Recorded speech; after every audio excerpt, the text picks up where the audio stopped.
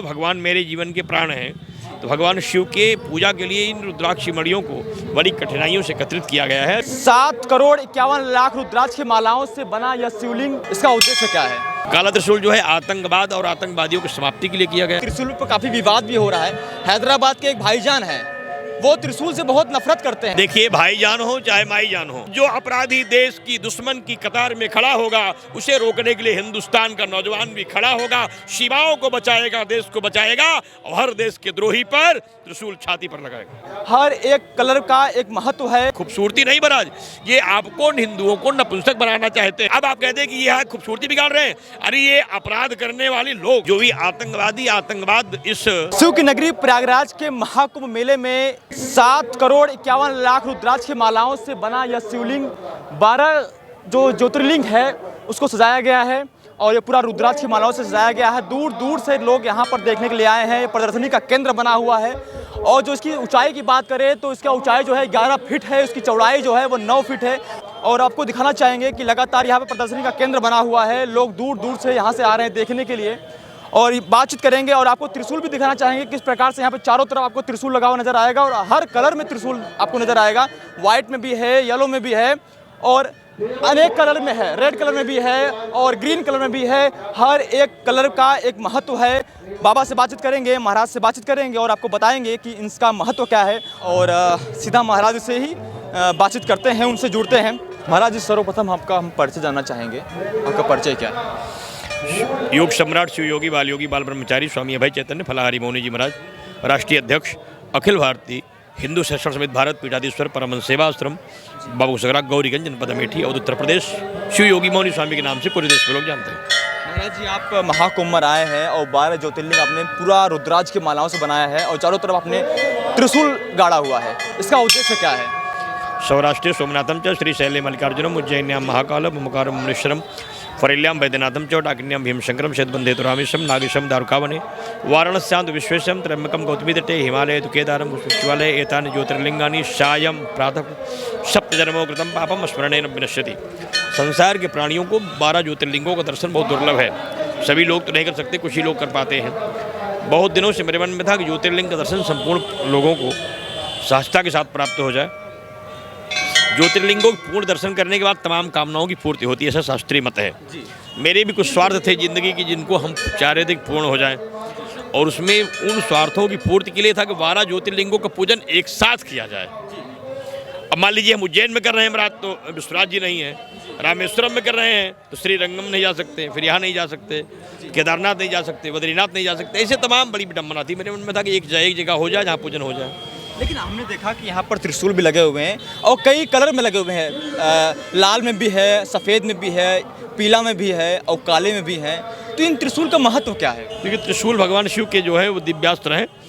त्रय शूल हरम देवम, भगवान सब समस्त प्रकार के शूलों के हरण करने के लिए त्रिशूल की पूजा होती है।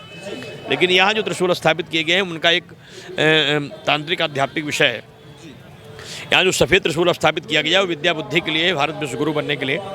जो पीला त्रिशूल है कोरोना महामारी जैसी बड़ी महामारियों को रोकने के लिए स्थापित किया गया है। काला त्रिशूल जो है आतंकवाद और आतंकवादियों की समाप्ति के लिए किया गया है। लाल त्रिशूल जो है देश की अर्थव्यवस्था के लिए और गरीबी समाप्त होने के लिए किया गया है। और जो विजय त्रिशूल हैं जो सामने बड़े स्तंभों में, जिसमें डमरू, श्री ओम, हर हर महादेव, जय महाकाल, सत्यम शिवम सुंदरम, रुद्रकाली, भद्रकाली, श्रीकाली आदि मंत्रों की रचना की गई है। वो 36 त्रिशूल है। उन त्रिशूलों की जो रचना है वह केवल भारत को हिंदू राष्ट्र बनाने और आतंकवाद विनाश के लिए भगवती के अंकों के हिसाब से रुद्राक्ष बनाए गए हैं और सभी स्तंभों में 27,000 की रुद्राक्ष मणियाँ लगाई गई हैं। इस तरीके से पूरी जो शिवलिंग बनाई गई और श्रृंगार हुआ वो 7.5 करोड़ रुद्राक्षों से हुआ है।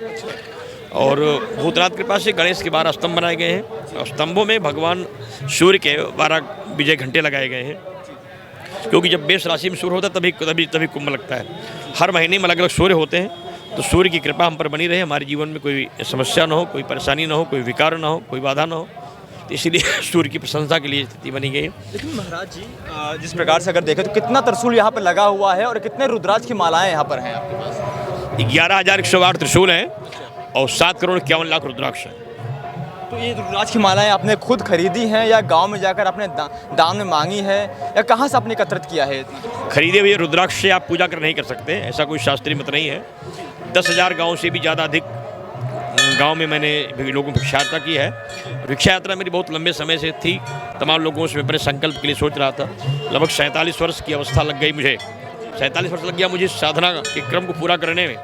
35 साल पहले जब मैंने भू समाधि नेपाल में लिया था, महाराज वीरेंद्र विक्रम शाह उस समय थे, हिंदू राष्ट्र था नेपाल, तो महाराज ने मुझे चंद्रमा मुकुट भेंट किया था। तो ये रुद्राक्ष की माला ही असली है या नकली है?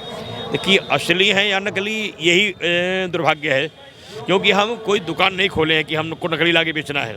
मेरी आस्था है और भगवान मेरे जीवन के प्राण हैं, तो भगवान शिव के पूजा के लिए इन रुद्राक्ष मणियों को बड़ी कठिनाइयों से एकत्रित किया गया है। इसमें बहुत सारे लोगों का मन रहा, जो जहाँ इनके रुद्राक्ष वन हैं पशुपतिनाथ में, उन पेड़ों से निकाले गए और आज भी तमाम ऐसे यहाँ रुद्राक्ष सभी हैं जिनमें उनके छिलके अभी लोग देख सकते हैं। तो ये सारी चीज़ें हैं कि आप देख सकते हैं, इसमें ऐसे तमाम छिलके लगे। सो सारी रुद्राक्ष पेड़ से हैं और एक भी रुद्राक्ष इसमें कोई गलत सिद्ध नहीं कर सकता।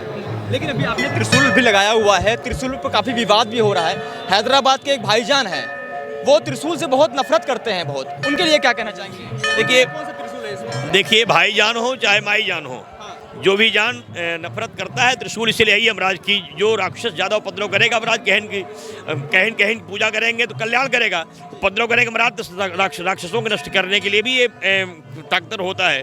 तो उनको नफरत है महाराज, तो उनकी नफरत से हमें कोई चिंता नहीं है। ये भगवान महाकाल का मतलब महात्रिशूल है। जो भी आतंकवाद इस देश को छूने का प्रयास करेगा, उसका शिव का त्रिशूल महाराज उसकी दवा कर देगा। लेकिन अभी आपने कहा कि हिंदू राष्ट्र की बात आप कर रहे थे, लेकिन हिंदू कहता है कि हिंदू राष्ट्र बनाएंगे, लेकिन मुसलमान कहते हैं गजवाए हिंद बनवाएंगे।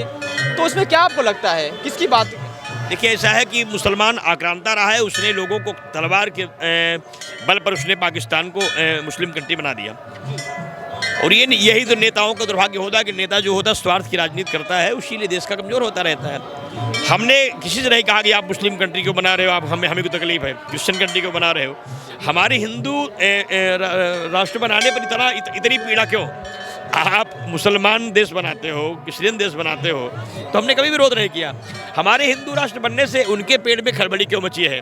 उनके पेट में कीड़े क्यों काट रहे हैं? ये उनसे पूछें, क्योंकि मेरा तो संकल्प है हिंदू राष्ट्र बनने का, वो बनेगा, क्योंकि उनके रोकने से हिंदू राष्ट्र नहीं रुकेगा।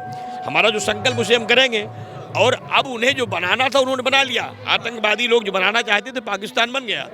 अब नए देश में हमारा जो युवा है, हमारी जो बेटियां हैं, मेरी जो सेना है, मेरी जो सरकार है, इतनी सक्षम है कि अब देश को कोई अगर मुगलिस्तानी आतंकवादी आएगा और इसमें कहेगा खालिस्तान बनेगा, तो याद रखिए महाराज, मेरे देश की जो सेना की गोली है, खटखट खटखट चलेगी महाराज सीने में ना, ऐसे चीड़ के बाद ही खत्म हो जाएंगे। उनको बता दीजिएगा कि उनके बात में औकात नहीं। कुछ मुसलमान ये बात कह के खफा है, कह रहे हैं कि ये तो देश सेकुलर है, इस देश की यही तो खूबसूरती है कि यहाँ पर हिंदू, मुसलमान, सिख, ईसाई सब एक साथ रहते हैं। तो इस खूबसूरती को लोग तोड़ना चाहते हैं। उनसे पूछिए बड़ा कि जो पाकिस्तान में हिंदू है वो है कि नहीं है? तो बांग्लादेश में हिंदू है कि नहीं है? है तो उसकी क्या स्थिति है? हम क्यों हिंदू राष्ट्र बनाना चाहते हैं? उनसे पूछिएगा कि बांग्लादेश में मैं यही मान के था कि इसकी खूबसूरती बनी रहे, उन्होंने मेरी खूबसूरती को दुर्गंधी में बदला। उन्होंने मेरी बेटियों से अपराध किया, धर्मांतरण कराया। उन्होंने खुलेआम बांग्लादेश में खुलेआम ऐसे पिता के सामने माँ का अपमान किया, बेटी का अपमान किया, सर काटा, मंदिर तोड़ा, मूर्तियाँ तोड़ी, मारा, पूरा तांडव कर दिया। और अब आप कहते हैं कि ये खूबसूरती बिगाड़ रहे हैं। अरे ये अपराध करने वाले लोग जो देश को नहीं तोड़ने की बात करते हैं, खूबसूरती नहीं महाराज, ये आपको हिंदुओं को नपुंसक बनाना चाहते हैं। हिंदू ऐसे चुप रहे एक समय, जैसे बांग्लादेश को मैंने ख़त्म कर दिया है, ऐसे वो हिंदुस्तान में भी एक नया मुगलिस्तान बनाना चाहते हैं। उसका उनके पास नक्शा बन गया है, उसके ज़िले तय हो गए हैं, उनकी आबादियाँ तय हो गई हैं, तमाम राजनीतिक पार्टियों का समर्थन भी उन्हें अंदर से प्राप्त रहता है। वो कहते हैं मेरी सरकार आने दीजिए, आप उपद्रव करिएगा, दंगा करिएगा, हम आपको छोड़ देंगे, आप सरकार अपना आप बना लीजिए पाकिस्तान की तरह। इसीलिए अब देश के नौजवानों से कहूँगा, सोइए नहीं, जग जाइए। महाराज जी, कुछ लोग अभी भी हिंदू में भी ऐसे हैं, आप सनातन धर्म के लिए इतना बड़ा आपने कार्यक्रम किया हुआ है, सनातन धर्म को जगाने के लिए आप डेली हमेशा आप आगे आते हैं, लेकिन कुछ ऐसे सनातन धर्म के लोग भी हैं, हिंदू के ही लोग हैं, जो सनातन धर्म का ही विरोध करते हैं, उसके लिए आप क्या कहना चाहेंगे? आप बताइए कि जब भगवान राम थे तब भी रावण थे, रावण हिंदू नहीं था? रावण हिंदू था। तो और जब भगवान कृष्ण थे तब भी महाराज जैसे बड़े बड़े राक्षस थे, तो राम के राज्य में भी राक्षस थे और हम लोगों के राज्य में भी राक्षस है। राक्षस तब भी थे, राक्षस आज भी हैं, विरोधी तब भी थे, विरोधी आज भी हैं, लेकिन हमें उनकी विरोध की चिंता नहीं है। हमें अपनी आस्था के प्रति संकल्पित रहना है। हमें उस समय की प्रतीक्षा करनी है जिस दिन हम अपने देश को हिंदू राष्ट्र बनाएंगे। लेकिन अभी चंद्रशेखर रावण नगीना के सांसद हैं, वो पार्लियामेंट अभी इस बार चुन के गए हैं पहली बार। उन्होंने एक विवादित बयान दिया है महाकुंभ मेले को लेकर। उन्होंने कहा कि जो लोग पापी हैं वही महाकुंभ जाते हैं स्नान करने के लिए। वो कह रहे हैं कि हमने जीवन में अपने कभी पाप नहीं किया है और हम महाकुंभ जाने के लिए हकदार भी नहीं। ऐसा है कि उस व्यक्ति की चर्चा करना ठीक नहीं था, क्योंकि आप लोग उसको हीरो बना दे रहे हो चर्चा करके। क्योंकि ऐसे लोगों की चर्चा करना जो केवल पाप के लिए ही काम करते हो, जिन्होंने गंगा की बुराई की, राम की बुराई की, कृष्ण की बुराई की, गीता की बुराई की, धर्म की बुराई की, हिंदू की बुराई की, उसकी चर्चा करना पाप ही है। फिलहाल ऐसे लोगों की चर्चा नहीं करनी चाहिए। ये लोग जो विष बो रहे हैं अपने विष में स्वयं एक दिन उसी में पिट जाएंगे, क्योंकि इनका जो आतंक है, इनकी जो गतिविधि है, एक दिन इन्हें खत्म कर देगी। और ये सनातन ना मिटा राक्षसों के अत्याचार से, वो सनातन क्या मिटेगा? इन नेताओं के भौकाल से सब खत्म हो जाएगा। आखिरी सवाल हम करेंगे आपसे, क्योंकि 144 साल बाद बताया जा रहा है कि यह महाकुंभ लगा हुआ है। इसकी क्या विशेषताएं हैं और क्यों लोग को आना चाहिए महाकुंभ में? देखिए, महाकुंभ जो है वो दैवी कृपा की स्थिति में ज्योतिषी अंक है, और ज्योतिषी अंक का बहुत बड़ा महत्व होता है, क्योंकि 12 सूर्य होते हैं। जब एक सूर्य 12 वर्षों तक अपनी परिक्रमा पूरे भूमंडल करते हैं, तब जाके महाकुंभ पूर्ण कुंभ लगता है। तो वो पूरा हो गया है। और 12 ज्योतिर्लिंग है, एक ज्योतिर्लिंगों का एक गणेश 12 वर्षों तक उपासना करते हैं। उस संख्या जब 144 होती है पूर्ण कुंभ लगता है। इसलिए आइए कुंभ, नहाइए कुंभ, लाभ लीजिए, भगवान और भगवती की उपासना कीजिए, 12 ज्योतिर्लिंगों की रक्षा कीजिए। और मत डरिए उन लोगों से जो कह रहे हैं कि हिंदू राष्ट्र नहीं, खालिस्तान बनाऊंगा, पाकिस्तान बनाऊंगा, उनके चक्कर मत रहिए। यहाँ माँ गंगा त्रिवेणी है, पूरा देश मेरे साथ है, पूरे देश का नौजवान मेरे साथ है, और यहाँ का सारा त्रिशूल भी हिंदुस्तान के साथ है। ज़्यादा उपद्रव करेंगे महाराज, हिंदुस्तान की जो नौजवान है ना, वो सब लेके त्रिशूल पूरे देश का नौजवान निकल पड़ेगा। आतंकवादी और आतंकवाद मुर्दाबाद का नारा लगाएगा और मारेगा, सबको बाहर कर देगा। जिहादी काल के लिए क्या मंत्र है आपके लिए? मंत्र है, जो अपराधी देश की दुश्मन की कतार में खड़ा होगा, उसे रोकने के लिए हिंदुस्तान का नौजवान भी खड़ा होगा। शिवाओं को बचाएगा, देश को बचाएगा, और हर देश के द्रोही पर त्रिशूल छाती पर लगाएगा। बहुत बहुत धन्यवाद आपका, बहुत बहुत धन्यवाद। ये हमारे साथ थे मौनी महाराज जी, और उन्होंने हमसे बातचीत किया और अपनी पूरी राय बताई उन्होंने कि किस प्रकार से चारों तरफ जो रुद्राक्ष की मालाएं लगे हैं, इसका क्या महत्व है। और जो चारों तरफ जो त्रिशूल लगे हुए हैं हर कलर में, आप देख पाइए एक काले कलर का त्रिशूल है, और इसका उन्होंने महत्व बताया कि जो जिस प्रकार से जो काल है, काल को नष्ट करने के लिए इस प्रकार का त्रिशूल यहाँ पर लगाया गया है। आपकी क्या राय है, आप कमेंट सेक्शन में जरूर बताइएगा। अभी के लिए इतना ही, बहुत बहुत धन्यवाद। जय हिंद, जय भारत।